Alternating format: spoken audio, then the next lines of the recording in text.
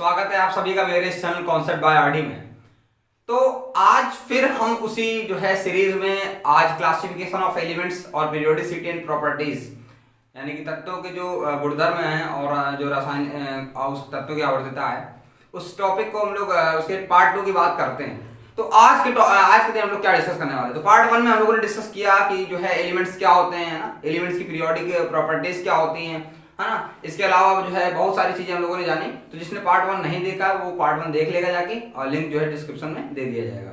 तो पार्ट 2 में हम लोगों ने जो है मेंडलीव की पीरियोडिक टेबल को डिस्कस कर दिया था, क्या उन्होंने प्रेडिक्शन की थी, क्या उन्होंने भविष्यवाणी की थी। तो उसी सीरीज में देखेंगे हम लोग मेंडलीव की मूल आवर्त सारणी के मुख्य लक्षण यानी characteristics of Mendeleev's original periodic table. तो मेंडलीव ने क्या किया था, मेंडलीव ने ऑलरेडी तत्वों को, एलिमेंट्स को क्या करा था, परमाणु भारों के यानी कि एटॉमिक वेट्स के इंक्रीजिंग ऑर्डर में क्या कर दिया था, अरेंज कर दिया था। क्लियर है। और इन्होंने बताया था कि जो तत्वों के गुण हैं, वो जो तत्वों के लक्षण हैं, उनके परमाणु भार के बेसिस पे हैं, ना कि परमाणु क्रमांक पे। क्लियर है। तो इन्होंने बताया कि मेंडलीव ने तत्वों को परमाणु भारों के बढ़ते हुए क्रम में रखा, यानी इंक्रीजिंग ऑर्डर में रखा। दूसरी चीज, श्रेणियों को 7 क्षैतिज कॉलम, यानी कि इनके टाइम में देखिए, आज के टाइम में तो 18 है, आज के टाइम की अगर बात करें तो हमारे पास टोटल 18 ग्रुप हैं। ठीक है, 18 ग्रुप है और 7 क्या है, पीरियड है ना।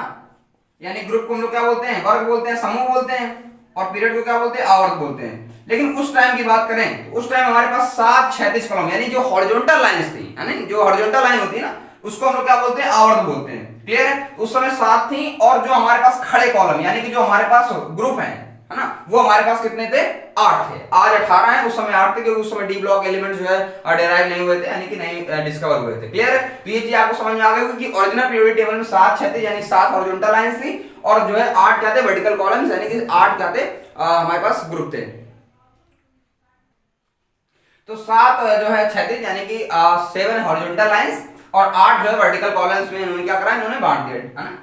और अब इंपॉर्टेंट बात यह है कि कहीं कहीं इन्होंने तत्वों के परमाणु भार के क्रम को जो है बदला भी, है ना। कहीं कहीं क्या हो रहा था, किसी के ज्यादा हो रहा था, किसी कम हो रहा था, उसके हिसाब से इन्होंने मैनेज भी किया। और सबसे बड़ी बात, रिक्त स्थानों को, यानी कि जो जिन, देखिए होता क्या है कि मेंडलीव ने ऑलरेडी प्रेडिक्ट किया था कि आने वाले समय में कुछ एलिमेंट्स ऐसे होंगे जो उनके जैसी प्रॉपर्टी रखते होंगे, तो उनकी प्रेडिक्शन ऑलरेडी कर दी थी उन्होंने। तो उन्होंने बोला कि इसके जैसी प्रॉपर्टी रखने वाला जो एलिमेंट होगा उसको उसके जस्ट नीचे रखा होगा, जो कि हमने पिछले लेक्चर में बताया था। इका एल्यूमिनियम और इका जो है सिलिकॉन के बारे में ना, जर्मेनियम और गैलियम के बारे में हमने बताया था। उसको आप समझेंगे, समझ में आ जाएगा कि क्या कहना चाह रहे हैं। तो इन्होंने ऑलरेडी जो है क्या कर दिया था, वो जगह छोड़ दी थी जिसमें एक जैसी प्रॉपर्टी रखने वाले एलिमेंट्स आराम से आ पाए। ठीक है। और जो है मेंडलीव की अगर हम बात करें तो मेंडलीव को इतना अपने ऊपर कॉन्फिडेंस था कि उन्होंने एक बंदे को एक लेटर लिखा, मतलब एक बंदे ने लेटर लिखा कि जो है आपकी जो है एक्सपेरिमेंट, जो एटॉमिक वेट्स को लेकर जो एक्सपेरिमेंटल है, यानी कि जो आपने कैलकुलेशन की है वो गलत है। तो उसने उस बंदे को, यानी मेंडलीव ने उस बंदे को कहा कि तुम अपनी एक बार फिर से कैलकुलेशन चेक करो, मैं एकदम सही हूँ। तो फाइनली जो है उस जो है दूसरे जो साइंटिस्ट है उसने जो है अपनी कैलकुलेशन चेक करी, और फाइनली जो है मेंडलीव ही सही निकले। तो मेंडलीव काफी कॉन्फिडेंट बंदा था। क्लियर है। तो इसलिए इन्होंने जो है जगह छोड़ी, क्या सारा सिस्टम रहा। तो हमने मेंडलीव के बारे में सारी चीजें क्या कर ली, डिस्कस कर ली है। क्लियर है। तो अब हम लोग बात करेंगे मॉडर्न पीरियोडिक टेबल की। ठीक है। तो मॉडर्न पीरियोडिक टेबल यानी कि आधुनिक आवर्त नियम। तो देखिए है क्या कि जो सारी थ्योरी दी गई है ना, बाद में जो सारी थ्योरी आई वो हमारे एटॉमिक नंबर के बेसिस पे आई, ना कि एटॉमिक वेट पे। एक्चुअल में एटॉमिक वेट के बेसिस पे चीजें बन नहीं पा रही थी, तो एटॉमिक नंबर पे यानी परमाणु क्रमांक पे चीजों को लाना पड़ा। और आधुनिक आवर्त नियम जो भी हम लोग मॉडर्न पीरियोडिक टेबल पढ़ते हैं वो एटॉमिक नंबर के हिसाब से पढ़ते हैं। तो क्या बताया गया, तो जो एक्चुअल में रेडियोएक्टिवता, समस्थानिकों, संभारिकों और परमाणु नाभिक की खोज से पता चला। अच्छा, रेडियोएक्टिवता को इंग्लिश में रेडियोएक्टिविटी बोलते हैं, समस्थानिक को इंग्लिश में बोलते हैं आइसोटोप्स, ठीक है, संभारी को बोलते हैं आइसोबार, इनके मतलब भी समझा दें कभी। और परमाणु नाभिक का मतलब होता है कि एटम का जो न्यूक्लियस होता है उसकी डिस्कवरी से हमें ये पता चला कि जो मोजले ने बताया था, हमने बोला था पिछले लेक्चर में कि मोजले की थ्योरी हम लोग को ज्यादा फॉलो करते हैं, मेंडलीव की तो करते हैं, हालांकि बस उन्होंने बस एटॉमिक वेट के बेसिस पे बताई थी, इन्होंने एटॉमिक नंबर के बेसिस बताई। तो मोजले 1930 में बताया कि तत्वों का मूल लक्षण परमाणु क्रमांक है, ना कि परमाणु भार। यानी ये चीज इंपॉर्टेंट पॉइंट है कि परमाणु क्रमांक है जो है बेसिक प्रॉपर्टी, जो है जो बेसिक फंडामेंटल प्रॉपर्टी है किसी भी एलिमेंट की, वो जो है एटॉमिक नंबर है, ना कि एटॉमिक वेट। किसने बताया था, मोजले ने बताया था। क्लियर है। इंग्लिश में लिखा हुआ है atomic number is the basic property of elements not atomic weight, यानी कि एटॉमिक नंबर बेसिक प्रॉपर्टी है ना कि एटॉमिक वेट। ये एटॉमिक वेट के बारे में जो है मेंडलीव ने बताया था। नेक्स्ट पॉइंट है the properties of the elements are the periodic function of their atomic number. देखिए इस लाइन पे फोकस करिए।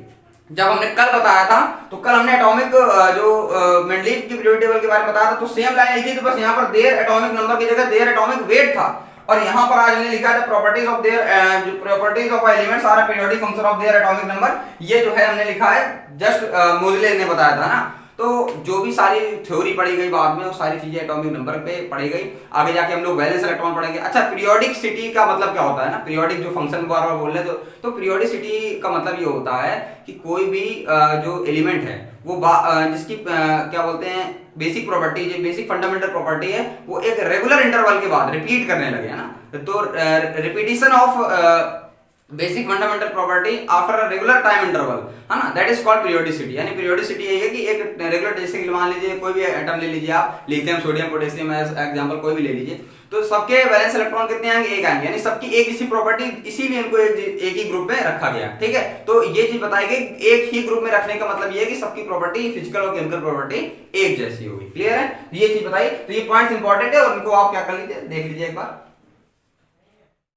अब हम लोग जानेंगे मोज़ले ने क्या बताया था। अब मोज़ले की ग्राफ के बारे में बात करेंगे हम लोग, ना। एनसीईआरटी में मोज़ले के ग्राफ के बारे में जो है डिस्कशन किया गया, तो ये हम लोग के लिए मेजर इंपॉर्टेंट है।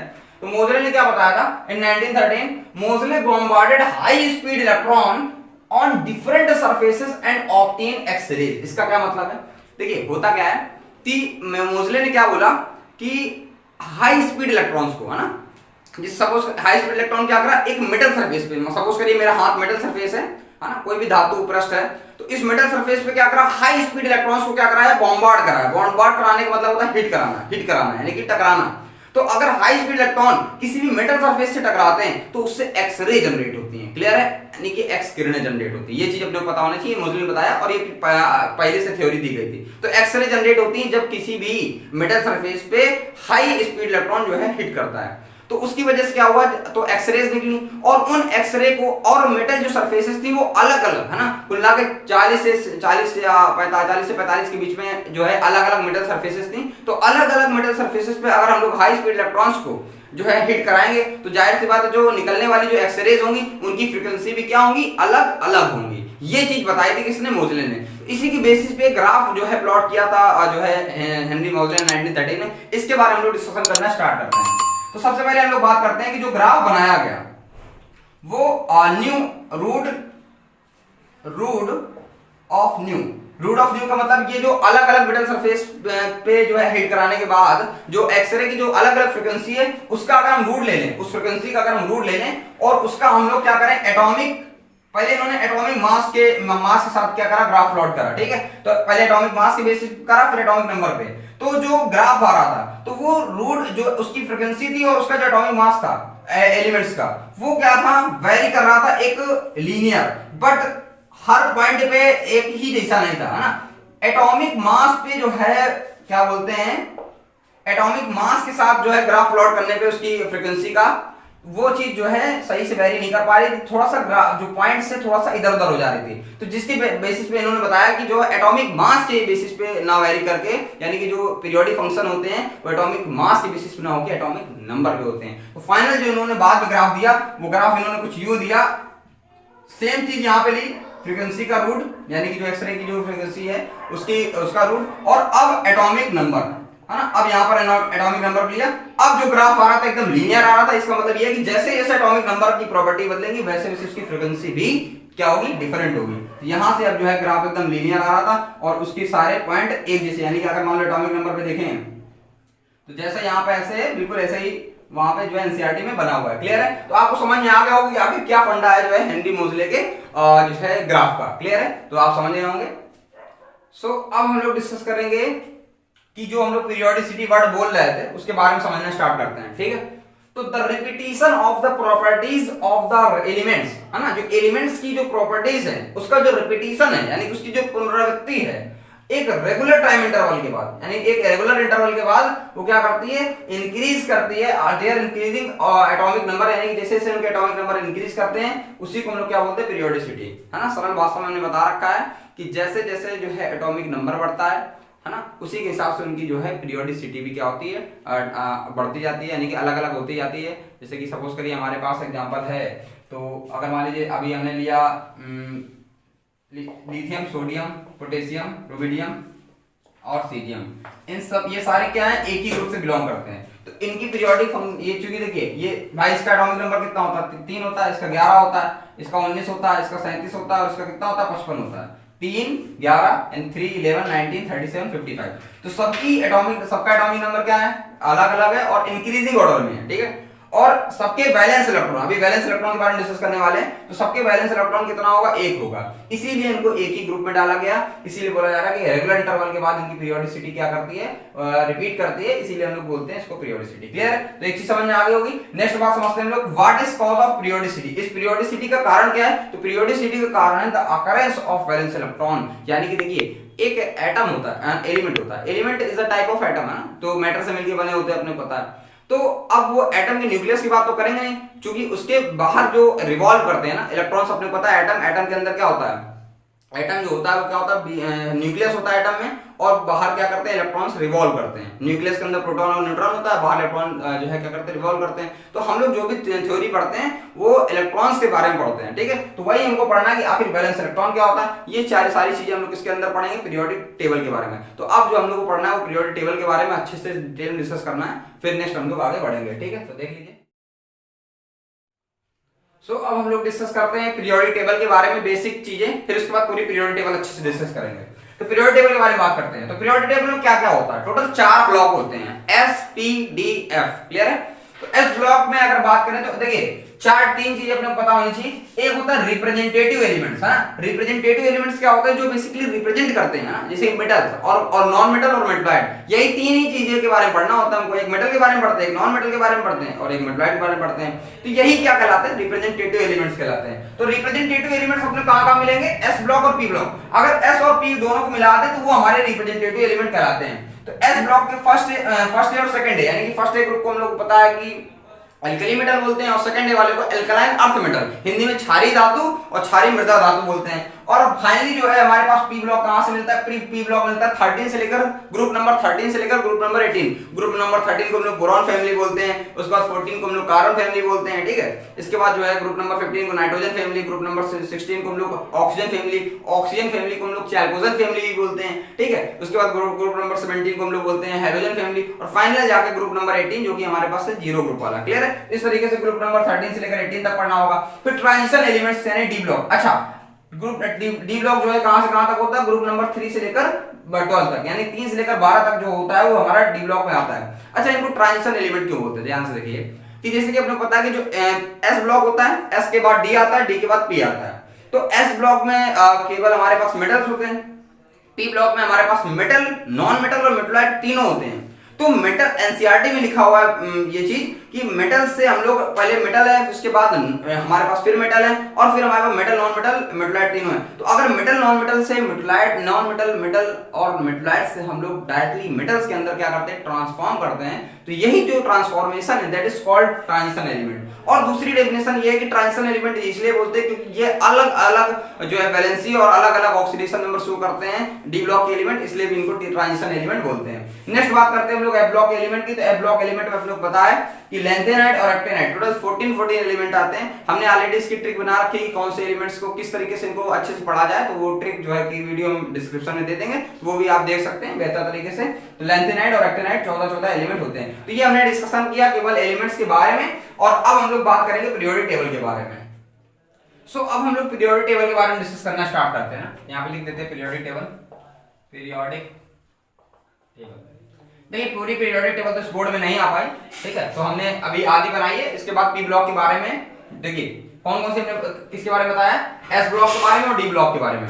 पी ब्लॉक के बारे में नहीं बताया और एफ ब्लॉक के बारे में नहीं बताया, तो वो अभी इसके बाद बता देंगे। क्लियर है। तो ध्यान से देखिए, सबसे पहले बात करते हैं एस ब्लॉक की। तो एस ब्लॉक में हमारे पास कौन कौन से एलिमेंट आते हैं, hydrogen, lithium, sodium, potassium, rubidium, caesium, francium. इसको पढ़ते कैसे, हाली ना ने की रब से फरियाद, ठीक है। इसको कैसे पढ़ते हैं, बेटा मांगे कार स्कूटर बाप राजी, यानी कि beryllium, magnesium, calcium, strontium, barium, radium, ठीक है। इसको पढ़ते हैं हम लोग सचिन यादव लाए एसी, सचिन से हो जाएगा स्कैंडियम, यादव से हो जाएगा इट्रियम, लाय से हो जाएगा लैंथेनम और एसी से क्या हो जाएगा एक्टिनम। तो सचिन, यादव, लाय, एसी।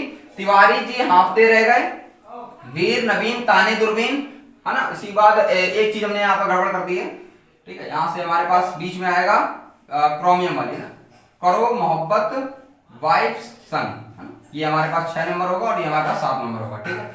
तो करो, मोहब्बत, वाइफ, सन यानी क्रोमियम होगा, ठीक है। 21 होता है इसका एटॉमिक नंबर, 21 होता है इसका, 22 होता है इसका, 23 होता है इसका, 24 होता है इसका, 25 होता है। देन उसके बाद आगे हमारे पास बढ़ेगा, क्लियर है। तो स्कैंडियम, टाइटेनियम, वैलेडियम, सारी चीज चलती रहती है। और बीच में हमने गायब करा है, हालांकि इसके बाद अपने पता है कौन सा आता है, आयरन वाला आता है। फिर उससे हंसकर कोराएं इधर मलते, निकाल पड़ते पिछड़ते 10, क्यों आ गया आमवार जी। और फाइनल जाके 12वें नंबर पे मिलता है जमाना कदरदान होगा, यानी कि जिंक, कैडमियम और Hg। जिसने मेरी ट्रिक की वीडियो नहीं देखी, मैं डिस्क्रिप्शन में दे दूंगा, उसको अच्छे से देखिएगा, आपको पूरे एलिमेंट्स के बारे में अच्छे से पता चल जाएगा। पीरियोडिक टेबल पे हम ऑलरेडी 10 मिनट की वीडियो बना चुके हैं, ठीक है। अच्छा, इसको हम लोग 3D सीरीज बोलते हैं, ठीक है। 3D सीरीज क्यों बोलते हैं, क्योंकि इसमें जो इलेक्ट्रॉन्स जाके फील होते हैं वो 3D ऑर्बिटल में फील होते हैं, है ना। ये डिस्कस करना है, इलेक्ट्रॉनिक हम लोग कॉन्फ़िगरेशन में डिस्कस करेंगे अभी कि इलेक्ट्रॉन्स फील करते हैं तो 3D ऑर्बिटल में इलेक्ट्रॉन फील होता है, इसमें 4D में फील होता है, इसमें 5D में फील होता है और इसमें 6D में होता है, ठीक है। तो अब हमने जानना होगा कि आखिर इनके एटॉमिक नंबर किस तरीके से वैरी करते हैं। तो देखिए, इसका एटॉमिक नंबर 1 है, इसका 3 है, इसका 11 है, इसका 19 है, इनका 37, इसका 55, इसका 87, इस तरीके से इसका वेरी कर रहा है। तो एक बात बताइए,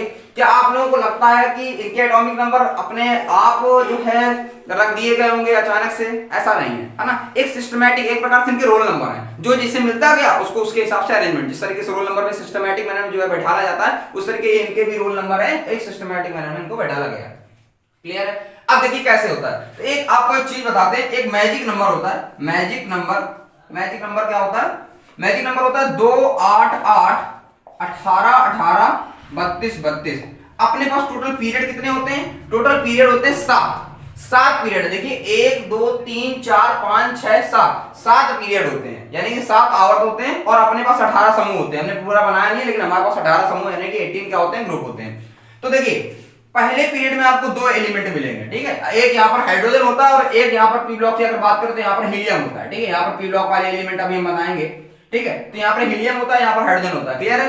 तो अब हम लोग जानेंगे कि ये देखिए पहले पीरियड में 2 एलिमेंट, फिर दूसरे पीरियड में कितने होंगे? 8 एलिमेंट। अगर आप गिनेंगे दूसरे पीरियड में, यानी पीरियड क्या होता है? ये नीचे वाली जो हॉरिजॉन्टल लाइन होती है इसी को हम लोग पीरियड बोलते हैं। इसमें कितने एलिमेंट आएंगे? 8 एलिमेंट आएंगे। इस तरीके तीसरे में, चौथे में, पांचवें में, छठवें में और सातवें में। अब ध्यान से देखिए, एक के बाद 3 आ रहा है। एक के बाद 3 आने का मतलब ये कि मैजिक नंबर इसमें कितना ऐड हुआ होगा? 2, है ना। एक के बाद 2 जुड़ा तो कितना आ गया? 3। 3 के बाद इसमें कितना जुड़ा होगा? 8 जुड़ा होगा। फिर इसके बाद यहाँ पर कितना जुड़ा होगा? 8। अब ध्यान से देखिए, यहाँ पर पहले वाले से 1 से 3 आने के लिए कितना ऐड हुआ? 2 ऐड हुआ। फिर इसके बाद 3 से 11 आने के लिए कितना ऐड हुआ? 8 ऐड हुआ। फिर 11 से 19 आने के लिए कितना ऐड हुआ? 8 ऐड हुआ। फिर 19 से 37 ऐड होने के लिए कितना ऐड हुआ? 18। यानी कि इसी मैजिक नंबर के हिसाब से एटॉमिक नंबर अरेंज होते हैं। यानी कि सबसे पहले 1 के बाद 3 हुआ, 2 ऐड हुआ। 3 के बाद 11 हुआ तो 8 ऐड हुआ। 11 के बाद 19 हुआ तो फिर 8 ऐड हुआ। अब 8 नहीं होगा, अब कितना होगा? 18 होगा। तो 19 से 37 होने के लिए 19 में आप 18 ऐड करेंगे, फिर जाके 37 होगा। फिर 37 में जब आप 18 ऐड करेंगे तो 55 हो जाएगा। अब देखिए 2 बार 18 हो चुका है, अब कितना जुड़ेगा? अब एक बार 32 जुड़ेगा। तो जब 32 जुड़ेंगे 55 में 32 जोड़ेंगे कितना हो जाएगा? 87 हो जाएगा। तो ये कुछ तरीका है जिस तरीके से जो है एटम्स को क्या करा जाता है, उनके एलिमेंट्स को अरेंज किया जाता है। यही सारा सिस्टम इसमें भी होता है। इसको हमने याद करने का तरीका बताया था, सुनो तुम विवाह कर लो मुझसे फिर कोई नहीं कहेगा जानू। तो ट्रिक वाली वीडियो आप देख लीजिएगा, ठीक है। तो ये हमने अभी एस ब्लॉक और डी ब्लॉक के बारे में बताया है, ठीक है। इसके अलावा इनके बैलेंस इलेक्ट्रॉन की बात करें, जैसे कि मान लीजिए हाइड्रोजन है, लिथियम है ना, और यहाँ पर हमारे पास सोडियम है। इन सभी के वैलेंस इलेक्ट्रॉन कितना होता है? 1 होता है। वैलेंस इलेक्ट्रॉन 1 क्यों होता है? देखिए हाइड्रोजन का तो 1 होता ही है, ठीक है। लिथियम का कितना होता है? 3 होता है। और सोडियम कितना होता है? 11। तो 3 की वजह से क्या हो जाएगा? अगर इसका 3 है लिथियम का, तो लिथियम का 3 है, तो यहां से अगर हम इसका इलेक्ट्रॉनिक कॉन्फ़िगरेशन करेंगे कितना आ रहा है? 2, 1। तो देखिए लास्ट में कितना आ रहा है? 1 आ रहा है, क्लियर। इस तरीके से सबके वैलेंस इलेक्ट्रॉन कितने होते हैं? 1 होते हैं। अगर हम इसकी बात करें तो 11 है। देखिए सबसे पहले कितना होगा? 2। आपने के एलिमेंट वाले तरीके से जो है इलेक्ट्रॉनिक कॉन्फ़िगरेशन किया होगा हाई स्कूल में। 2, उसके बाद 2 के बाद क्या होगा? 8, और उसके बाद क्या आएगा? 1 आएगा। 2 के बाद 8, फिर उसके बाद 1, 2 8 10 और 10 1 11, फाइनल जाके 11 आ रहा है और यहाँ पर 1 हमारे पास है। इस तरीके से आपको पता होना चाहिए। नेक्स्ट बात करते हैं हम लोग पी ब्लॉक की। नेक्स्ट हम लोग बात करते हैं पी ब्लॉक की। तो पी ब्लॉक में हमें मेटल, नॉन मेटल और मेटलॉइड तीनों मिलते हैं, क्लियर है। तो देखिए पी ब्लॉक में हमारे पास आता है 13 फैमिली, यानी boron family, carbon family, nitrogen family, oxygen family, fluorine family यानी कि हाइड्रोजन फैमिली, और इसके पास हमारे पास 0 ग्रुप वाले आते हैं, ठीक है। इसको पढ़ते कैसे हैं? इसको पढ़ते हैं बेचारा अली गया इंडिया तेलेंद्र। पिछले वाले लेक्चर में पढ़ा भी था, कि जो है गैलियम को क्या बोला था हम लोगों ने, इका एल्यूमिनियम। क्यों? क्योंकि इसके जस्ट नीचे ही एल्यूमिनियम जैसी प्रॉपर्टी रखने वाला एक एलिमेंट होगा जो कि मेंडलीफ ने बताया था और जिसका नाम फाइनली क्या रखा गया, गैलियम रखा गया। इस तरह के जर्मेनियम का नाम हमने बताया था। जर्मेनियम जो है क्या, इसको जर्मेनियम को क्या बोला गया था पहले, इका सिलिकॉन। इका सिलिकॉन का मतलब होता है कि सिलिकॉन की जैसे ही प्रॉपर्टी रखने वाला एक एलिमेंट होगा जो कि होगा, उसका नाम नहीं पता था तो इसलिए उसको इका सिलिकॉन बोल दिया, इसलिए उसका बाद में नाम पड़ा जर्मेनियम। क्लियर है? नेक्स्ट बात करते हैं हम लोग, तो बोरॉन फैमिली हमारे पास, बेचारा अली गया इंडिया तेले ने, फिर इसको पढ़ेंगे हम लोग काशी गए सनकी पंडित। ठीक है, इसके बाद ये हमारे पास, अभी इसके बाद हम लोग पढ़ेंगे इसके आईपीसी की बात करने वाले हैं। फिर नेक्स्ट है नैनो पे ऐसा सपना बिखेरा, nitrogen phosphorus arsenic antimony bismuth. ये हमारे पास क्या है, मेटलॉइड है। क्लियर है? और बिस्मथ हमारे पास मेटल है, ध्यान रखना। और यहाँ पर ऑक्सीजन फैमिली है हमारे पास, उससे टीपो है ना, ये ऑक्सीजन फैमिली है। फिर कल बर्रा आई आंटी, फिर कल बर्रा आई aunty, fluorine chlorine bromine iodine astatine. और हमारे पास लास्ट है हमारे पास हेलो नीना अरे कटरीना एक्सक्यूज मी रीना, यानी helium neon argon krypton xenon radon. Clear है? अच्छा, इसमें जो इलेक्ट्रॉन्स फील होते हैं 13 फैमिली में, यानी कि जो 13 जो हमारे पास ये ग्रुप है, क्लियर है, तो इसमें जो इलेक्ट्रॉन्स फील होते हैं सारे 2p में होते हैं। ठीक है, कि 2p ऑर्बिटल में इलेक्ट्रॉन्स फील होते हैं। फिर यहाँ पर हमारे पास 3p इलेक्ट्रॉन्स में फील होते हैं, 3p ऑर्बिटल में इलेक्ट्रॉन्स फील होते हैं। नेक्स्ट इसमें 4p में, 5p में, 6p में और 7s में। तो इलेक्ट्रॉन्स फील करने का तरीका ही हम लोग इलेक्ट्रॉनिक कॉन्फ़िगरेशन में अच्छे से सीखेंगे, तो समझ में आ गया होगा हमारे हिसाब से। सो नेक्स्ट हम लोग बात करते हैं एफ ब्लॉक एलिमेंट की। क्लियर है? तो एफ ब्लॉक एलिमेंट में हमारे पास टोटल 14 एलिमेंट होते हैं ना। ये हमारे पास ऊपर वाली जो सीरीज है, ध्यान रखना, ये जो ऊपर वाली सीरीज को हम लोग बोलते हैं लैंथेनॉइड, है ना, और जो नीचे वाली सीरीज है ये वाली, इसको बोलते हैं लोग एक्टिनॉइड। क्लियर है? एक्टिनाइड सीरीज है ये, और यहाँ पर लैंथेनाइड है। तो लैंथेनाइड में हमारे पास टोटल 14 एलिमेंट आते हैं और एक्टिनाइड में हमारे पास 14 एलिमेंट आते हैं। अच्छा, इसको पढ़ते कैसे हैं? इसको पढ़ते हैं हम लोग ला सीने पर। ला एक्चुअल में लैंथेनम सीरीज है, ला से लैंथेनम हो जाता है और एसी से हो जाता है एक्टिनम। तो वो चूंकि डी ब्लॉक के एलिमेंट है, जो लैंथेनम और एक्टिनम एक्चुअली डी ब्लॉक के ही एलिमेंट हैं, बट इनकी प्रॉपर्टी जो है एफ ब्लॉक के एलिमेंट की जैसी थी, इसलिए इनको किसमें डालना पड़ा हमको, इसी में हम लोग काउंट करते हैं। हालांकि वो डी ब्लॉक के ही एलिमेंट है। ठीक है, 57 और 71 ये इनका क्या होता है, एलिमेंट एटॉमिक नंबर होता है। 57 होता है लैंथेनम का 57 होता है, और एक्टिनम में कितना होता है, 71 होता है। ये हम लोग डी ब्लॉक एलिमेंट जब हम लोग 12th में पढ़ेंगे चैप्टर, तब बताएंगे अच्छे से। फिलहाल इसको पढ़ते कहते हैं, इसको पढ़ते हैं ला सीने पर नदियां प्रेम समाई, इयू गद तब दी हो इधर तुम अब लौटो। ठीक है, ये तरीका है पढ़ने का, तरीका मैं ऑलरेडी बता चुका हूं, तो आपको डिस्कस करना है। अब अगला है थोड़े पहलवान उनसे निपटेंगे, पुराने आम कम बिकेंगे, कैफे में ऐसे फरमाओ मैडम नाश्ता लाओ। ये तरीका है, ट्रिक है, और ये ट्रिक ऑलरेडी हम अपलोड कर चुके हैं, तो आप देखिएगा, लिंक डिस्क्रिप्शन दे देंगे। तो ये हमारे पास एफ ब्लॉक एलिमेंट है, और इसमें जो इलेक्ट्रॉन्स फिल होते हैं वो 4f में बढ़ते हैं, यानी 4f ऑर्बिटल में, और इसमें जो इलेक्ट्रॉन बढ़ते हैं वो 5f में बढ़ते हैं। क्लियर है यहां तक? ओके बच्चों, तो अब हम लोग स्टार्ट करते हैं आईपीएसी के बारे में। ठीक है, तो आईपीएसी जिनका एटॉमिक नंबर 100 से ज्यादा होता है, जेड यहाँ पर एटॉमिक नंबर को रिप्रेजेंट कर रहा है, तो जिनका एटॉमिक नंबर परमाणु क्रमांक इनका 100 से ज्यादा होता है, उनकी आईपीएसी को कैसे पढ़ते हैं ना। ठीक है, तो ध्यान रखिए। तो हमने कुछ चीजें लिखी है, ध्यान से देखिए। 0 होगा तो उसको नील लिखना है, 0 में वैसे भी नील होता है। 1 है तो अन लिखना है, 2 है तो बाई, 3 है तो ट्राई, 4 है तो क्वाड, 5 है तो पेंट, 6 है तो हेक्स, 7 है तो हेप्ट, 7 है तो सेप्ट, 8 है तो ऑक्ट, और 9 है तो इन। आपको कुछ एकदम वैसे ही लग रहा होगा जो नॉर्मल आईपीएसी में होता है, बस थोड़ा सा अंतर है। तो कैसे इनके आईपीएसी लिखते हैं ना, अगर इनके एटॉमिक नंबर जो है 100 से ज्यादा है, तो उसके बारे में लोग बात करते हैं। ये जब हमने बोला था after studying this topic what we will able to, जब हमने बताया था चैप्टर के बारे में, जब पढ़ा रहे थे शुरुआत में, तब बताया था कि आईपीएसी हम लोग को पढ़ना होगा।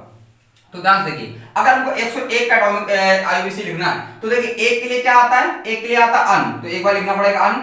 0 के लिए क्या आता है, 0 के लिए आता है नील, तो क्या लिखना पड़ेगा, नील। देखिए 1 के लिए अन, 0 के लिए नील। फिर उसके बाद 1 के लिए क्या आएगा, फिर अन आएगा, तो जी अन नील अन, और लास्ट में अपने को लास्ट में IUM यानी EM लगाना होता है। ये इंपॉर्टेंट बात है कि लास्ट में IUM यानी EM लगाना पड़ता है, अन नील अन EM, ये इसका आईपीएसी नाम हो जाएगा।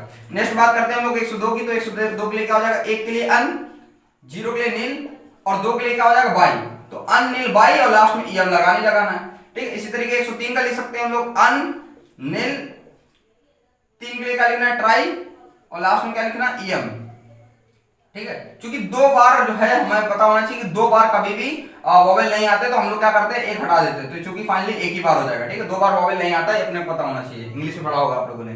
104 की बात करें तो 104 में क्या हो जाएगा, अन नील, और यहां से देखिए 4 के लिए क्या हो जाएगा, 4 के लिए होता है क्वाड, तो क्वाड, और इसके बाद क्या आ जाएगा, EM।